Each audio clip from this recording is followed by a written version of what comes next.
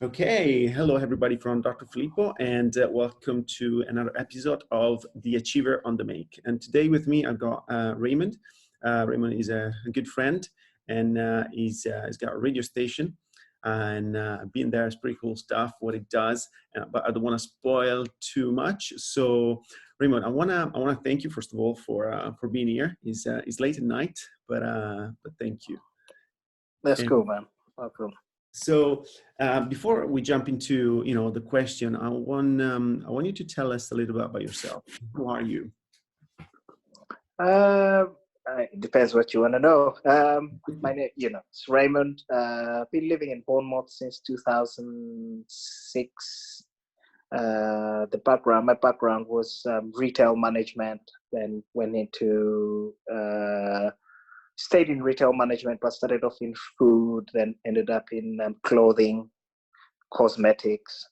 But music has always been alongside what I do. So my basic interest, my main interests have always been music because I come from a musical family. That I've been doing a lot of like DJing and at an early age, generally involved in music. So, and now I run Afro-Disiac, which I co-founded with a friend. It's a community interest radio station that fosters on sort of like it fosters on young adults and exposing them to sort of like the musical journey that we've been on and what they want. Sort of trying to groom them into being good musicians and good DJs and that kind of thing. And then we do events as well.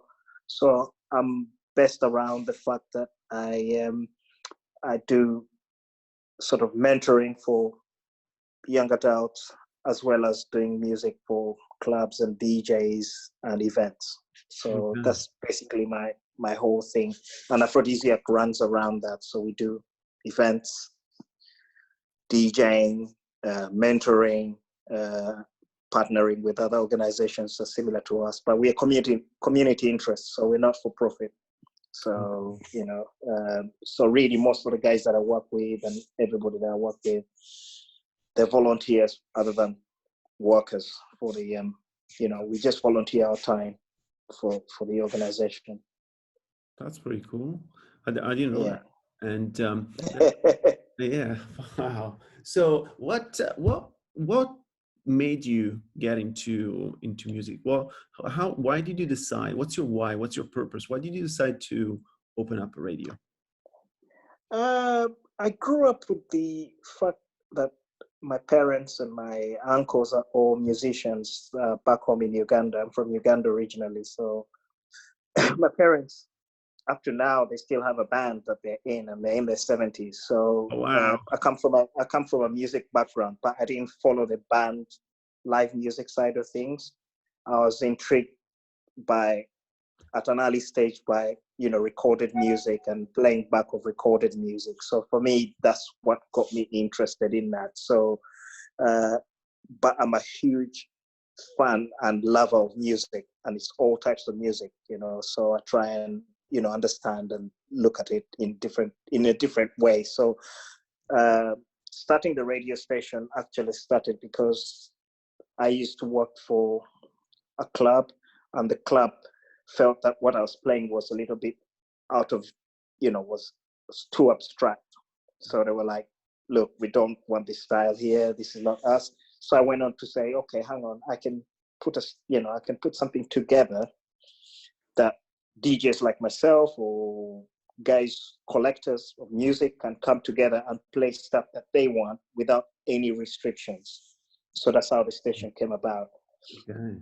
That's why everybody is a volunteer. So we don't, when we say, when guys come on to play music, we don't dictate what they play, apart from obviously stuff that's got swearing and things like that. So at an early age, I've been inspired by music and also being able to play music to people, to expose people to this like a wider genres of music. So radio has always been like a passion. So, and when I got the chance to do it online, so I thought this is an easier way for me to start off. So I never went into the FM side of things, but I stayed online because, again, that gives me the flexibility and the freedom to play what we like and to present what we feel is being missed out on commercial radios and stuff like that. But I grew up on commercial radio strokes, pirate radio. So I was leaning more on the pirate radio side of things. Okay. So the pirate radio is where they break records before they come out. Some records never break through, but they're on the underground scene. So I like that kind of feel. That's pretty cool. That's pretty cool. And that's what this is built around. Okay. I like that. Yeah. There's a phrase you said, I wrote it down. You said you look at music in a different way. Yeah. What does the I tend to look at I don't know how to explain it to you. We could be in the same room and we listen to the same album, and someone will stop the album on track 2. I'll probably listen to everything up to track 10 just to understand the journey of the musician and stuff like that. So I look at it in a different way. So when I'm on the station, I don't just schedule stuff that's hot. Do you know what I mean? We've got to look at the other side. There's everything can't be commercial or your mainstream and what everybody likes. We got to look at what other people don't like, because there's other people that like that. So I try and have a very open mind about music, be whatever genre it is. I don't have to collect it or play be my favorite, but I've got to try and understand how it's played and what sort of occasions. So I try, and even the way I play music, I play across the board kind of genre. So I can play Brazilian music, I try and understand music from different places. Do you know what I mean? So for me, that I feel that's the building board for me to understand. And for our kind of station, we need that, other than just being focused on one genre and things that are mainstream or things that are very popular, if you see what I mean. We are on the other edge. We do the popular stuff, but we don't lean on that side of things. So for example, if you bought a record, that's a single, there's always what they call the side B. So on the other side, people never listen to that song, Okay. So I go straight to that side of the song and listen to it, because I feel that is stuff that is just being put on there like, oh, this is a bonus. Do you know what I mean? And it's normally something really good. So I tend to look at it that way, but I try and understand how music affects different people, and that's what I meant by looking at it in a different way. Okay. And listen to it in a different way. Yeah. That's pretty cool. I like it. So it's not just focusing on what the mainstream tells you. Is like is a deeper layer where you go to and listen to. Yeah. I think, but that's just for us and the station. But that's the model I set up for the station. So you'll get presenters or collectors who will come in and they'll be like, oh, this is not for me. And then you get other presenters who are coming in, or this is for us. Do you know what I mean? So, whereas if you look at some of the stations, they're very, they can be focused on one genre or a particular type of music. Do you see what I mean? And they specialize in that. We're kind of very open format. Okay. You know what I mean? Yeah. So we try and open it up a little bit, because we feel that there's some underrepresented music. So we try and bring that out. So it's like is a mission as well. It is, yeah. So let me ask you one more question. If people that is going to listen to this, might be people interested to music, but it could be students, could be any type of entrepreneurs, could be a mom or a father, could be whatever. But and the reason why I'm doing this show is to help people that are stuck and they're not able to take the next step towards their dreams or their goals. And the reason why I want you on the show is because I know how much passion you got for what you do. What is it 1 or 2 tips that you can give to someone that is stock, something that as soon as the recording is finished, they can say, okay, so Raymond told me this and this, I can apply it right away. What is it, 1 or 2 tips that you can give? I think first of all, you've got to love it. You've got to love it. It can't be, it's something that you've got to love to do. You know what I mean? I feel that a lot of people try and do things that either reward driven, which means either money is behind it. You know, I'm doing it because you get paid a lot of money, or I'm doing it because, just what I mean? You've got to have that. Can you do it even when there's no money, or is it something that you can do even in your times when things are like not going well for you? So for me, you've got to love it first of all. Two, I mean, it's. I feel if you're gonna go and do something and you feel stuck. Again, it depends what kind of environment you're in. So I've been blessed that I've been in an environment of people who do music or who love music. But you're going to find that the environment you're in as well tends to sort of, I don't know how to express it. The environment you're around will sort of like try and force you into things. Say I wanted to do this. I'm glad that I got fired from the job that I was doing, because I wasn't stuck, but I was doing it and I loved it. But then the person who fired me almost made me believe that it doesn't work, if you see what I mean. So I feel that, you know, the people that you're around normally will factor that in, or your environment might cause you to believe that, oh, actually this is not going to work. So you're procrastinating and like, oh, can I do this or can I do that? I just say, go get on and do it, because at the end of the day, it doesn't really matter whether you know it as long as you love it.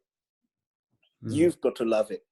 Yeah. And you've got to do it regardless. You know, you've got to sort of wake up and say, look, rain or shine, I've got to do this. You know, our business, I started this radio station in my garage. It's been 9 years I've been doing this, almost 10 years. Do you know what I mean? It's just about starting to pick up on what you call, like, is it generating that kind of income? But we do it because we love it. Do you know what I mean? So for us, it doesn't matter whether, you know, rain or shine, we're going to do this. You know, sometimes we have 1,000 listeners. Some other days we have off days where you have 50 listeners. It doesn't matter. We're going to do it because we love it and we got the passion for it. So if the person has got the passion for it and they feel they're stuck, or, you know, I just suggest just go in and get on and do it. Just do it. You know, don't procrastinate or regret, or, you know, feel that, you know, you need to have certain aspects there before you start it off. You know, the timing is never right. It's never going to be right. So you might as well get on and do it. I like that. Time never right. It's true. Because we always come up with excuses. I'll do it when I get money, or I'll start my own business when we come out of the recession, or I'll come out of, or when the corona, you know, even now when the corona is going on, I'm still going in to do some work, you know. So it just doesn't stop, you know. Yeah, things are bad, but hey, it's bad for everybody. You know what I mean? So at the end of the day, you know, the moment you stop or you don't do it, you know, you're just going to live with this regret for a very long time. Do you know what I mean? Yes. So I just always feel that, you know, if you're going to go and do it, like we did this, I remember I did this and people were like, this would never work. So we came from the garage and we moved to another premises, and we've been doing this, you know, to the extent that, you know, if you look at the events that we started out doing small events, 10 to 15 people. Then we started club events, continued on that road, and we just continued. And this year we were due to do our biggest event, which was going to attract about 1,500 people. And it's not going to happen. This is the second time it's being postponed. It was postponed last year, and we put it to this year, and it's been postponed. But we are even more fired up for next year. So we're not going to stop. Do you see what I mean? Absolutely. Because the timing is never going to be right. We didn't know this was coming.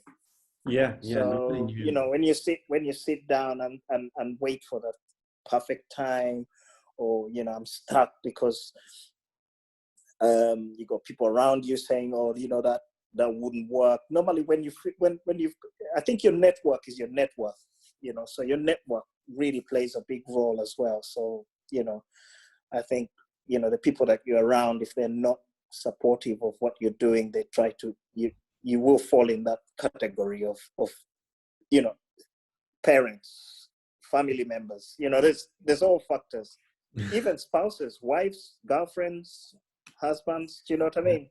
Yeah. You know, so I think a good support system is always good, and also believing in yourself, you know.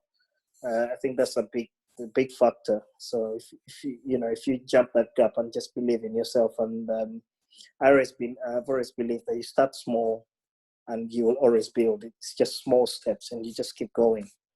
That's right. You know?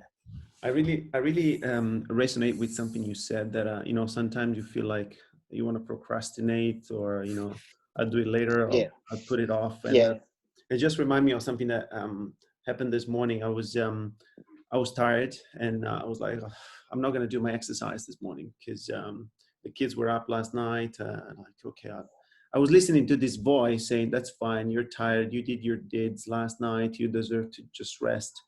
And that's the time when you need to say, now I need to do it.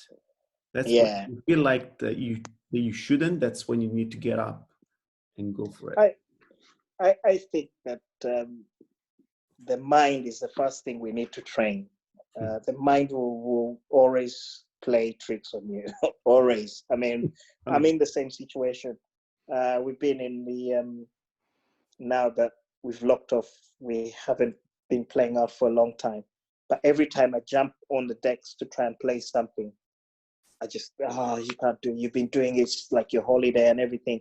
But I always say to myself, even if I press play, I've done something different. I've sort of like gone, you know, I've not given in to my mind telling me I'm tired and things like that. So, you know, I think the mind, you know, if we can train our minds to in a way, and it's difficult.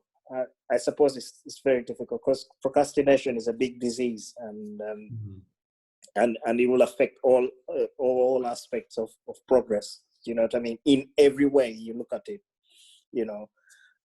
So I think a constant way of just continuing to believe that, you know, something has to get done, or making sure that it gets done, even if it's just a small step towards it, you know, that would be great. I think, you know, that it's something I've been practicing actually. It's taken me a while, you know, and it's still something that I do all the time, you know.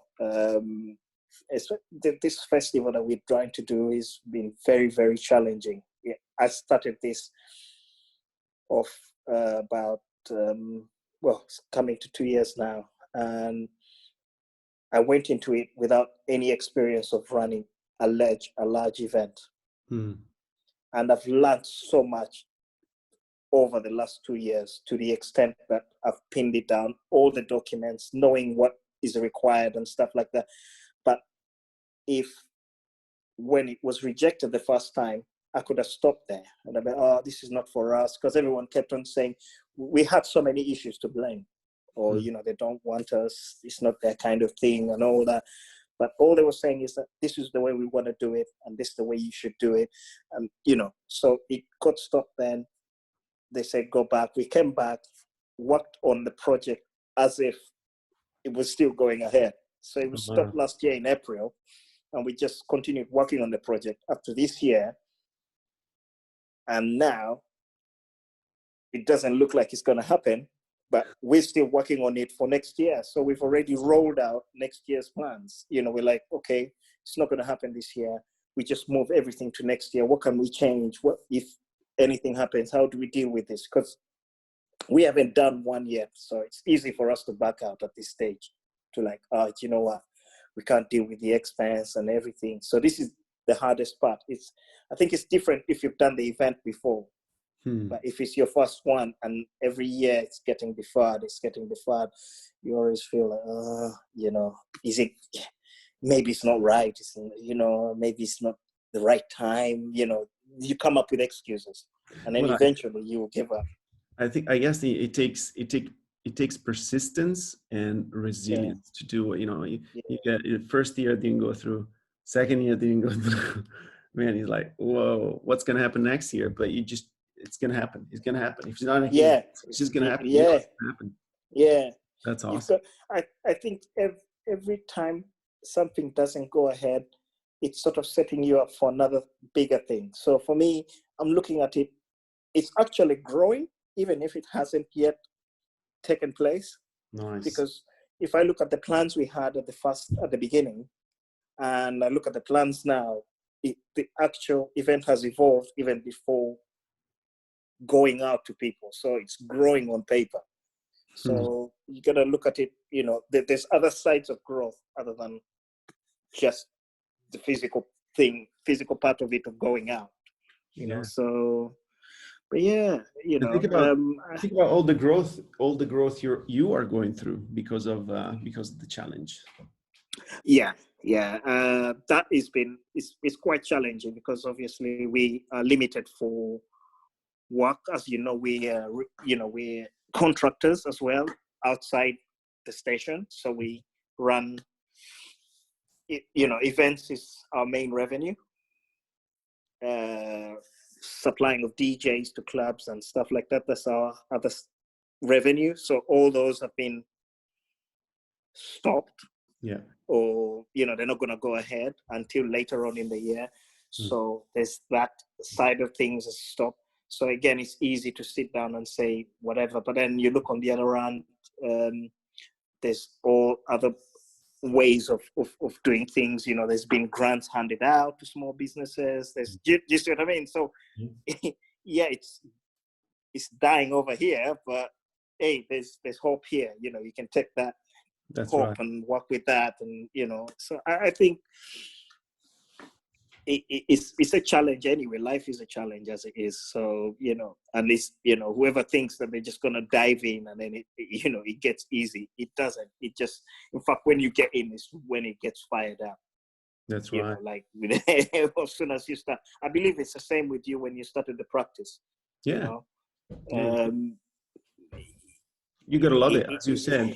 You need to love what you do. You need to know that things are not going to be perfect, and that's how it works. But I think Raymond, you gave some pretty good tips. I mean, it wasn't just one or two. It was just like, you know, pearl after pearl after pearl. Someone that is going to listen to this is going to say, "Oh wow, there's so much value in this," and that they can use, put into practice is amazing. But I want to ask if someone wants to get in touch with you, want to know more about you and what you do, what's the best way to do it? Well, we on all the. I tend not to be just me. So if it's the organization, it's Afro-Disiac.co.uk. You can find us on there. We've got links all to our social media, you know, Instagram, Twitter, Facebook.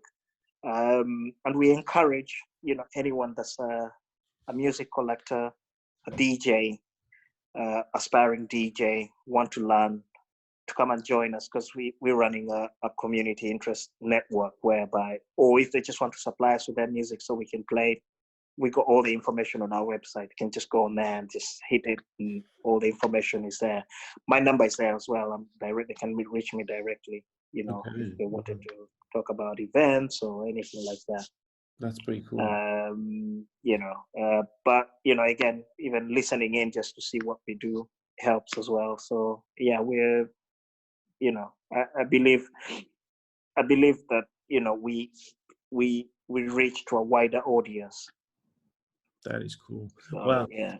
wanna thank you, Raymond, for your time. I think it's been Thank you. awesome. I've been taking notes, so I've learned as well. So Yeah. I just want to thank you for being with us, and yeah, we'll be in touch again. I will put your the link of your Yeah. website, and then yeah, I suggest everybody that is listening to this get in touch with Raymond. He's got lots of experience and lots of good stuff to teach. So thank you again for being on the show, and Thanks, man. we'll talk again soon. We talk soon. Take it easy, man. Bye. All right.